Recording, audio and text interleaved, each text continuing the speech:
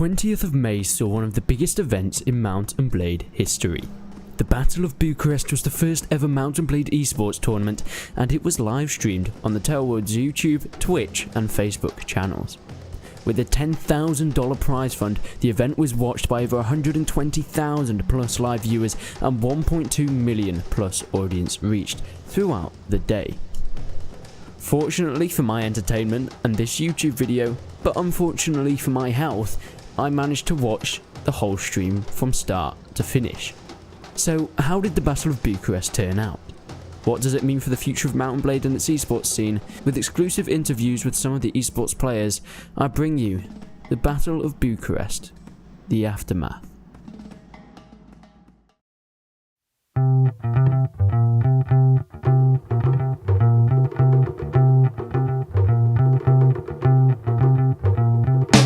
First, let's talk about the overall event location. Set in the PGL studios of Bucharest, the final stages of the esports event were a sight to see, to say the least. For the first esports tournament in Mount & Blade, the organisers really pulled out all the stops to make this something to remember. With camera crews, battle stations, commenting booths, the whole setup surpassed way beyond my expectations, and I'm sure many other people watching. Having the team members flown out to the studios in order to find the greatest Mount & Blade players and having brutal fights to the death on screen for thousands of people to watch. Sponsored by G-Core Labs and Intel, the stakes were high, with a total of $10,000 prize pool and eternal glory for being the winner of the first ever Mount & Blade esports. There was everything to lose.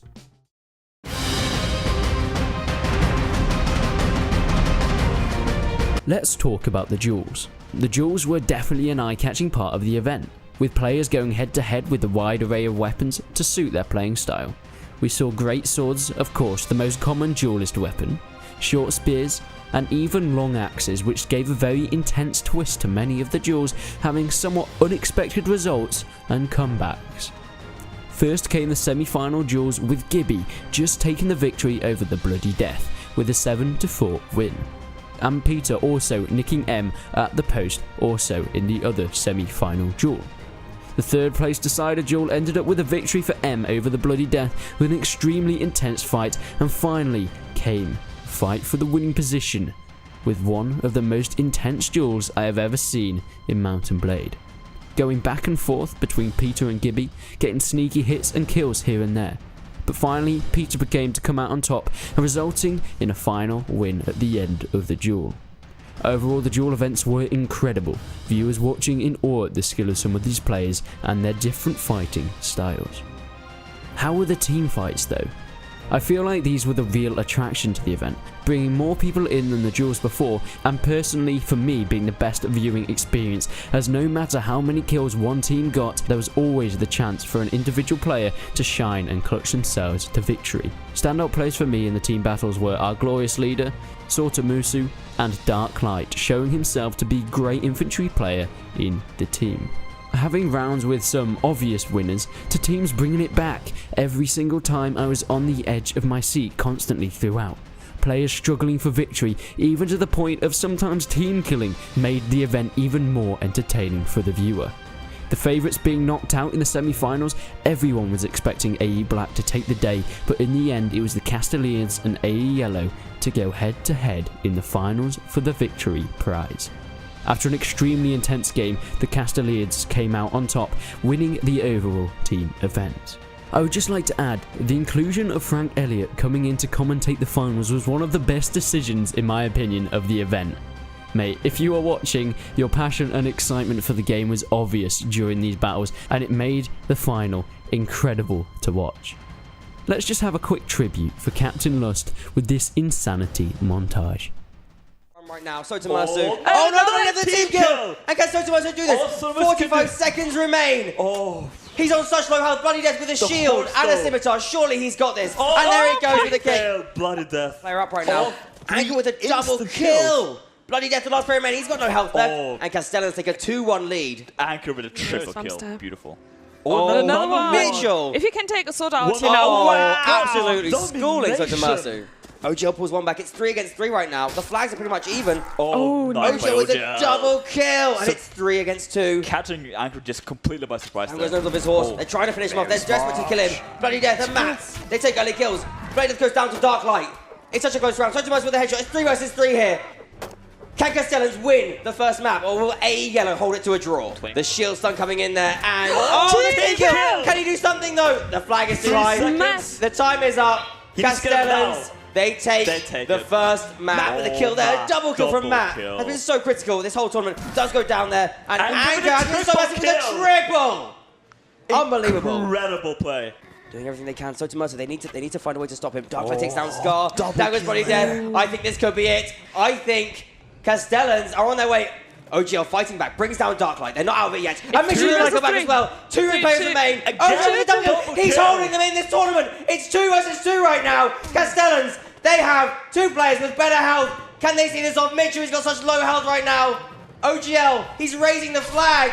It's higher. Can he stay alive for 13 seconds? Mitchell goes off his horse. He is down. OGL, he's got to stay alive for 8 seconds with that flag. Can he stay alive? No, keep your shield out. He's trying to stay alive. He just needs to do it. Can he keep this tournament? He's done it, I think. He has done it. Oh my God, an absolute boy. They live to fight for another round, but it's 3 more rounds of excruciating in the grand finals. It's just 2 remaining. Surely nothing they can do now. Relax with a double kill. It's just Matt left. I think Castellans have done it. I think we have our team champions for the Master Bucharest. It is Castellans. They have done it. Celebrating. They're so pleased with this result.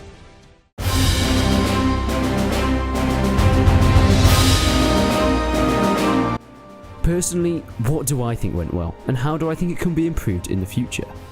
The setup, like I said, was incredibly professional. Everything was well done at the highest quality possible. I can't wait to see in the future how this can grow with bigger audience, bigger prize pool, and of course a bigger range of contestants. I think to improve in the future, and I think many people would agree with me saying that there needs to be more of a build up to the tournament. More notice for the contestants, and it did turn out very well. I think it would improve it a ton even if there was just 1 month extra notice for teams and players. Something else I think needs improving in the event is the practicing of handshakes.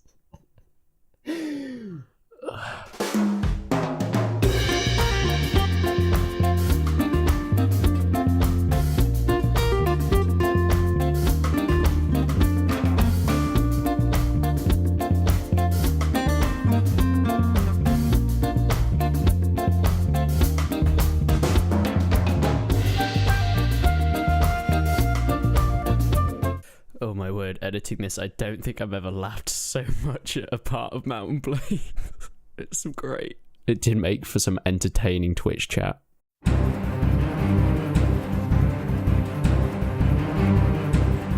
But that's enough of my opinions. What do some of the players think? Here we have first-hand opinions of 2 of the players from the Battle of Bucharest. Gibby, the second in the dual tournament, a member of the AE Black, and our glorious leader, captain of AE Yellow. OGL says, overall Bucharest was fantastic. The people from the community were great to be around, and the people making the event happen were extremely professional. For many people, even from the modding scene or single player for Mountain Blade, I'm sure their exposure to the competitive side is minimal, so I hope this has given at least a good first impression. And maybe we'll see some new faces in the scene. There's plenty of new tournaments starting up, so check them out in the forums if you want to join. In the future, with more time for planning, we could have an even better tournament with higher quality teams. I'd also like to see some Turks, Russians and NA scene involved, as they all have some absolutely sick players. Unfortunately, I'm not good at the Scottish accent and I didn't want to offend OGL, so you're going to have to put up with my terrible voice to read out his quote there. Next is a short recorded video from Gibby. Hello, my name's Gibby. I'm the second place duelist from the Battle of Bucharest. And Resonance asked me to do a little clip in his video on my thoughts on the event and what I think it means for the future of Mountain Blade. Well, I mean, the event was great, except for me coming second. The flight, incredible. Like the team they had there was all like super smooth. Like you know, like all the other esports, it was really, really great. For the future of Mountain Blade, well, I don't think they'd there's much of a future for Mount and Blade in esports. I mean, the game, you know, it was in beta in 2009. I just want to pause the video here. I don't think it was too obvious when I was watching it the first time, but as the video went on, I did realise. But he does say here that there isn't a future for Mount and Blade. I just want to state he's talking about Mount and Blade Warband there. I don't know how obvious it is to people watching it, so don't get too triggered. And yeah. No new hype for it or anything. I don't think there's a future scene for Mount and Blade as an esport or something. For Bannerlord, yeah, I mean, really hope that in Bannerlord it takes off as an esport. I really think it has the potential. The combat is, you know, it's really unique. There aren't any other games with a combat like Mount and Blade. You know, the other medieval games, they have like timing block, you can't hold your attacks, things like that.